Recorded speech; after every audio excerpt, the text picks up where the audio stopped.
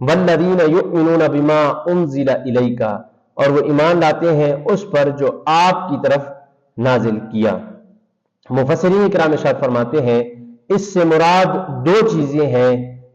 اس سے مراد فرماتے ہیں دو چیزیں ہیں، اس سے مراد قرآن پاک ہے، اور دوسرا فرماتے ہیں کہ اس سے مراد شریعت مصطفیٰ صلی اللہ تعالی علیہ وسلم ہے، کہ اللہ تعالیٰ نے اپنے حبیب کو کلام الہی قرآن مجید بھی عطا فرمایا ہے، اور آپ کو شریعت مصطفیٰ صلی اللہ تعالی وسلم بھی عطا فرمائی ہے۔ یعنی حضور علیہ الصلوۃ والسلام صاحب قرآن بھی ہیں اور آپ صاحب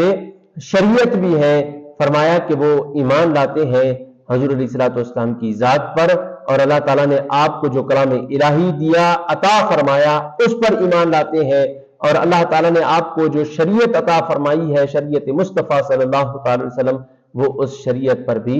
ایمان لاتے ہیں۔